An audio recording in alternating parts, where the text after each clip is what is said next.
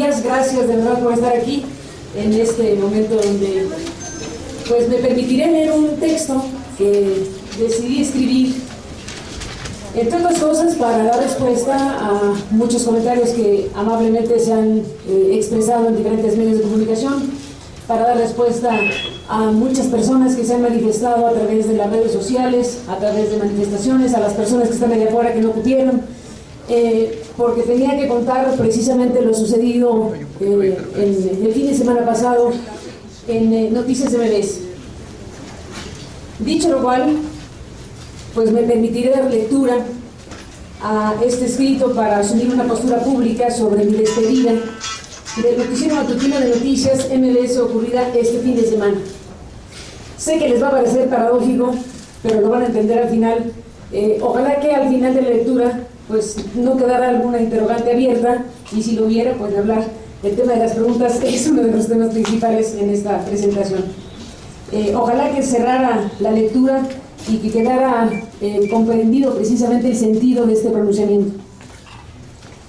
Así que me permitiré pues a dar lectura a este texto escrito para asumir esta postura pública sobre mi despedida del noticiero matutino de Noticias MBS ocurrida este fin de semana. Asunto que ha generado múltiples muestras de solidaridad ha generado múltiples muestras de solidaridad que desde aquí agradezco. Este es un suceso que, si bien afecta a la vida profesional y laboral de un grupo de personas, entre las que me incluyo, tiene una trascendencia mayor a ese mero alcance limitado.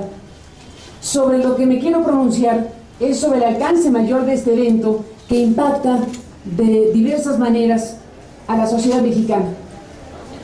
Una sociedad que en estos días y horas ha dado muestras de determinación y capacidad de respuesta frente a un hecho que la agravia y lesiona sus derechos fundamentales. La vigorosa, fuerte y decidida voz de miles de personas en las redes sociales, Twitter, Facebook, otras modalidades, y las manifestaciones en las calles son en sí mismas un gran acontecimiento. La gran noticia de que estamos vivos, de que los mexicanos, a pesar de la espiral de violencia, muerte y horror que nos acompaña todos los días, estamos aquí para reconocernos en el espejo y luchar por un México mejor. Agradezco todas estas expresiones y celebro aquí entusiasmada su existencia y el signo vital que las acompaña. Abrazo a quienes en todos los tonos y con los diferentes lenguajes se han manifestado en contra de lo que es a todas luces un hecho autoritario, desmedido e inaceptable. Un hecho así solo es imaginable en las dictaduras que nadie quiere para México. Castigar por opinar o por cuestionar a los gobernantes. El tema nos pega a todos. No solo nos afecta a nosotros como profesionales y a los ciudadanos a los que se les quita un espacio. Se afecta también a este medio de comunicación y al grupo empresarial que desarrolla diversas actividades productivas a favor del país. Este grupo está encabezado por una familia a quien estimo y valoro, fundada por uno de los hombres más queridos y respetados de la industria, como fue don Joaquín Vargas Gómez. Lamento sinceramente que sus nombres están siendo acribillados con insultos en las redes sociales por la decisión tomada. Tenemos que preguntarnos, ¿por qué sucedió esto? ¿Y cómo fueron las cosas?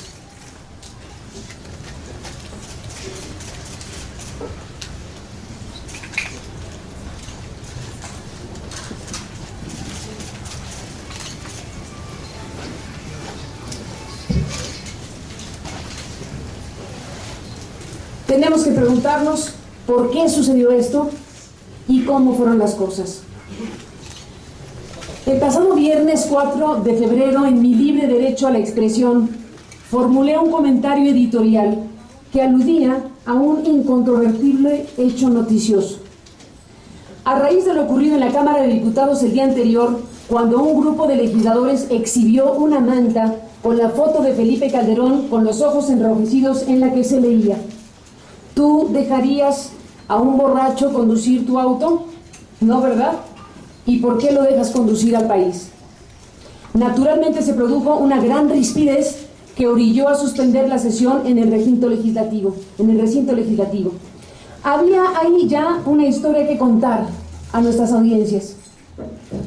Mi compañero Omar Aguilar presentó con gran profesionalismo ese hecho noticioso con pulcritud, con claridad y con suficiencia. Jamás ocultó ni la manta, ni el contenido de la manta, ni a los autores de la manta. No truqueó nada para que los televidentes y los escuchas no se enteraran de lo que decía la manta. No trampeó con nadie y presentó al público, como el público merecía, todas las expresiones que en diferentes sentidos se emitieron al respecto. Nuestro auditorio quedó perfectamente informado del acontecimiento y con elementos suficientes para hacer su propia valoración de las cosas. La información presentada me sirvió a mí de base para formular el citado comentario editorial. Dejemos a un lado la caricatura, dije. Tomemos el asunto con seriedad. E hice algunas otras consideraciones y terminé con un cuestionamiento formal a las autoridades. ¿Tiene o no problemas de alcoholismo el presidente de la República? Yo no tengo manera de corroborarlo, pero si fuera el caso sería algo delicado que deberíamos saber. No hay nada de ofensivo en la interrogante, especialmente si se trata de algo que de existir afectaría por su naturaleza la toma de decisiones que impactan en todo momento a millones de personas en el país.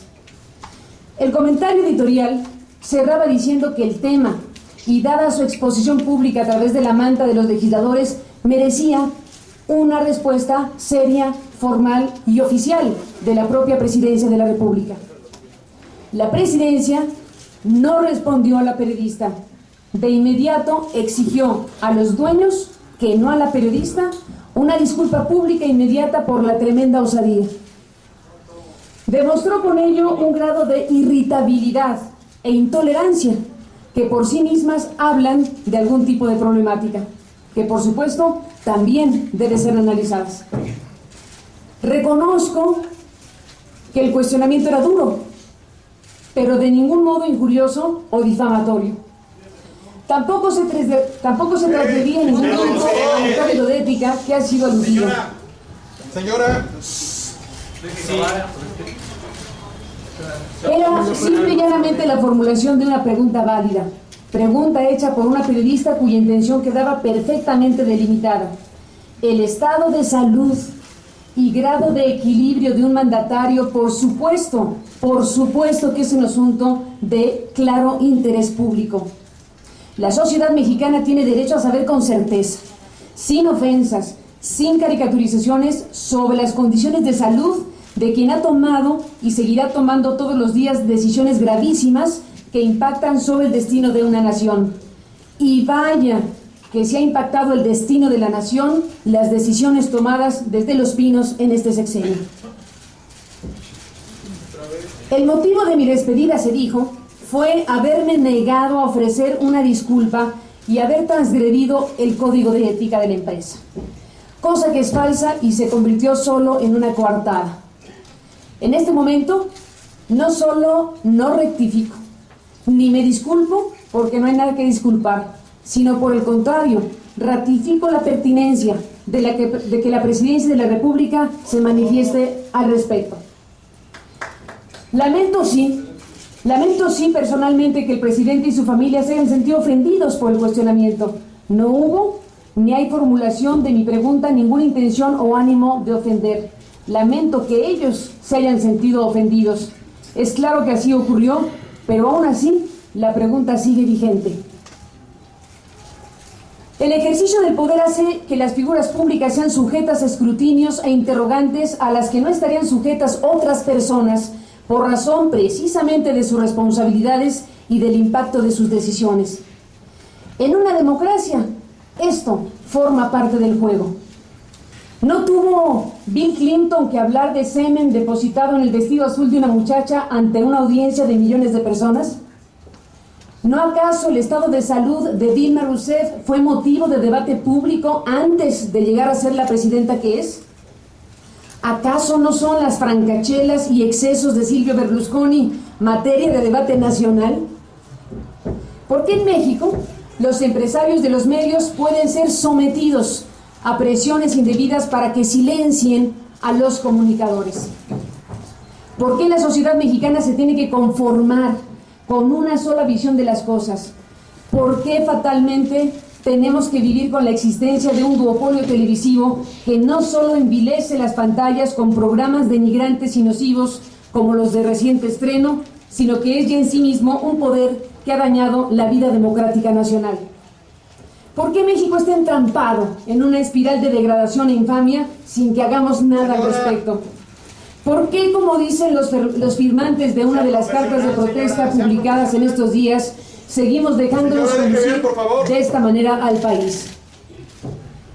¿Qué clase de democracia es esta? Que por un comentario editorial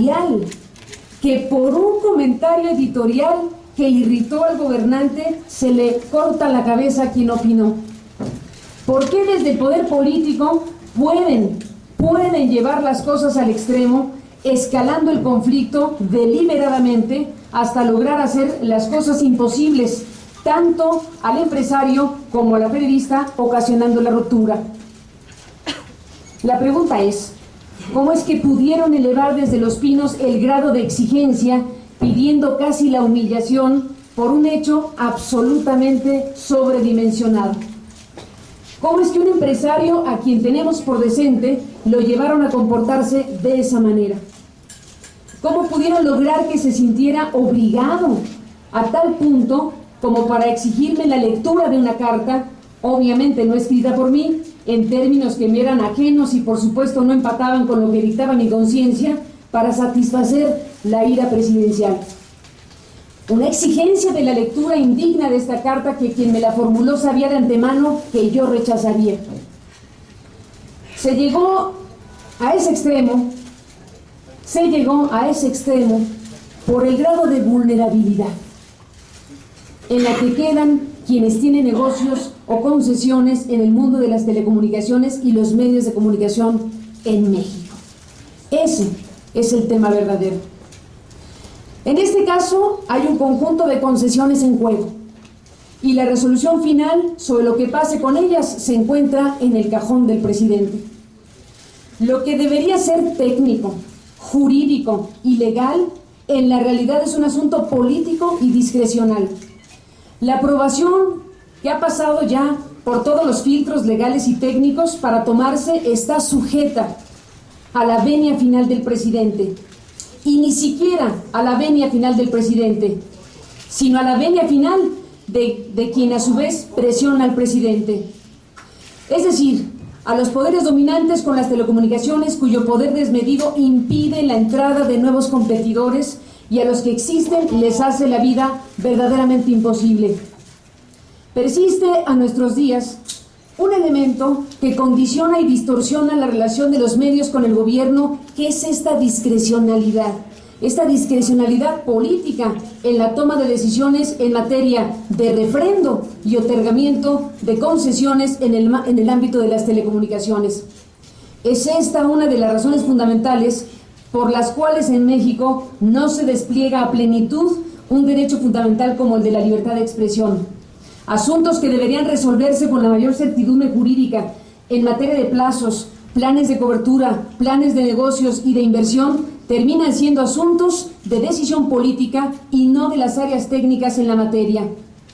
Es el caso de las concesiones que en la banda del 2.5 GHz tienen varios operadores en el país, del que MBS Comunicaciones posee la mayoría de ellas. No obstante haber ya desahogado todos los requerimientos técnicos en materia de competencia y de la opinión favorable de algunos comisionados de la COFETEL y de la opinión favorable de la COFECO y de tener a espera con riesgo de perderlas cantidades millonarias de inversionistas nacionales y extranjeros, a pesar de tener todo en regla y un mercado demandante, indebidamente, inexplicablemente, la decisión se ha retrasado por 5 años. Teniendo todo en regla, no hay razón técnica, tecnológica, jurídica ni económica que hoy no esté suficientemente satisfecha. La única razón que hoy impide a MBS Comunicaciones desplegar una red nacional de ancho de banda para Internet que compita con los grandes conglomerados es total y absolutamente política. Porque se coloca con una espada de Damocles en la vieja tesis autoritaria de la zanahoria y el garrote. ¿Te portas bien? Te refrendo la concesión. ¿Te portas mal? La detengo o te la niego. Este es el ambiente de presión en el que se desenvuelve la relación no solo de los concesionarios con el gobierno, sino es el ambiente en el que se desenvuelve el trabajo y el desempeño profesional de cientos de profesionales en su relación con las empresas de comunicación. Esa es la batalla diaria. En la medida en que los comunicadores y los empresarios batallan frente al gobierno, en esa medida las audiencias ganan o pierden en información. Lo más grotesco y paradójico de esta realidad es que los que más se benefician de esta herencia del viejo régimen son los grandes monopolios, que ahora son capaces de mantener este diseño para evitar a los nuevos competidores. Y aquí aparece de nueva cuenta la enorme responsabilidad de un poder legislativo que ha preferido el mantenimiento de las reglas no escritas en lugar de una legislación moderna que dé certidumbre jurídica a los empresarios, tutele los derechos de los periodistas y garantice el derecho a la información de todos los ciudadanos. Agradezco por cierto desde aquí el debate de ayer y los pronunciamientos desde el Congreso que se hicieron por parte de los legisladores sobre el caso de nuestra despedida de MBC Noticias. Sin embargo,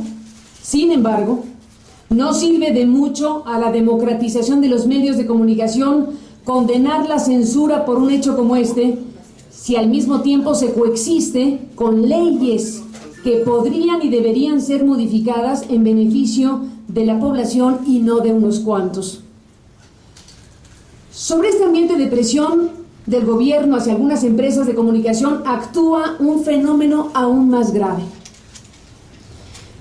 que el antiguo control estatal sobre los medios. Se trata del debilitamiento del Estado y de sus instituciones por virtud de una supeditación política que parte desde la Presidencia de la República, atraviesa las cámaras del Congreso, amplias franjas del Poder Judicial, órganos reguladores a manos de los nuevos poderes informales o fácticos que han logrado imponer su lógica de chantaje e intimidación, porque eso es lo que es. Que los ha llevado a niveles de audacia y en un cálculo de poder para sustituir, por lo menos parcialmente, a los poderes de la República. Ahí está, por ejemplo, una telebancada. Ahí está, por ejemplo, los sujetos reguladores capturados por sus regulados. Como nunca en la historia del Estado mexicano se ha dejado crecer a estos poderes en México, que han llegado a tal punto, a la osadía, diría yo, de querer también apropiarse de la propia Presidencia de la República. De otra manera, no se explicaría la multimillonaria inversión que han hecho de construirle una candidatura presidencial al gobernador mexiquense. El trasfondo de lo sucedido en nuestro caso y que ha generado todas estas reacciones tiene que ver precisamente con este clima. Por esa razón es que una empresa decide, en sentido contrario de sus intereses, cancelar en el momento de mayor expansión, de mayor prestigio, de mayor influencia, un espacio de información crítica, de debate y de opinión que ha sido valorado por los anunciantes y sus audiencias. Por eso toma una decisión suicida. Como tantas otras, esta es una empresa sometida indebidamente a una presión incompatible con un régimen democrático y con un Estado de Derecho. Mientras no cambiemos las estructuras que están en la base de esta relación insana, los espacios con influencia críticas se ven permanentemente hostilizados y en conjunto los medios de comunicación terminan por estandarizar o uniformar sus coberturas informativas. Se achata la libre expresión, se merma el debate, se inhibe la conducta crítica. Eso daña seriamente a la democracia y, por supuesto, los derechos fundamentales de las y los ciudadanos de este país. Y bueno, me dirán, ¿ahora qué hacemos con lo sucedido? Aceptemos lo sucedido, que no le viene bien a nadie, u optamos por la ética de la responsabilidad y buscamos un camino. Buscamos un camino sin claudicar, pero sin exigir que el otro se arrodille. Joaquín Vargas sabe perfectamente que yo no infringí ningún código de ética.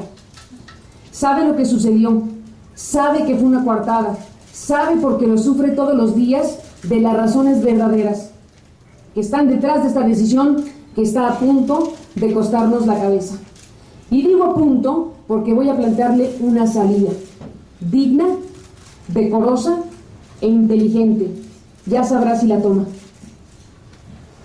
Joaquín sabe como pocos de lo que estoy hablando. Le digo a MBS que no le demos gusto a los que saborean este fracaso. Lo sucedido entre el viernes y el fin de semana entre Los Pinos, nuestras oficinas, no sé si también en otras, la destilería y el Meridien, es algo que no se merece nadie, que nos daña a todos y que para lo único que va a servir es para el desahogo absurdo de un berrinche presidencial y para el beneplácito de los que prefieren que nadie compita, que nadie cuestione o que se cuestione poquito. No se lo merece un grupo de profesionales que estaba haciendo su trabajo que se ve brutalmente interrumpido. No se lo merecen, por supuesto, las audiencias. No se lo merece la familia Vargas porque ha sido colocados en una disyuntiva perversa en donde tienen que calibrar como grupo empresarial qué les cuesta más frente al gobierno y poderes que lo presionan, si la cabeza de Aristegui o la banda de los 2.5 GHz. No se lo merece el país. La Asociación Mexicana de Derecho a la Información, la MEDI, a la que pertenezco y preside el maestro Raúl Trejo del Arre, ha dicho que la salida nuestra del aire es una pésima noticia para la sociedad mexicana. La decisión tomada es desafortunada para todos. Pierde MBS, cuya independencia editorial queda en entredicho debido a la suspensión de este espacio. Pierde la periodista y su audiencia. Pierde la presidencia de la República, de donde surgieron las exigencias para que Aristegui se disculpara por el comentario que hizo el viernes 4 de febrero. AMEDI exigió a la presidencia que con hechos, y específicamente en este caso, garantice el derecho a la libertad de expresión, así como el derecho de los ciudadanos a la información. Solicitó a MBS que reconsidere el despido de la periodista. Y es exactamente lo mismo que solicito a ellos ahora desde aquí. El país no está más para seguir perdiendo los espacios que hemos ganado. El país no está para que se nos sigan regateando los derechos que nos pertenecen. México atraviesa por un momento crítico. El nivel de descomposición, de violencia y de debilitamiento institucional es profundamente grave, como para quedarse parado. No nos puede ganar el pasmo cuando el futuro de México se ha ensombrecido.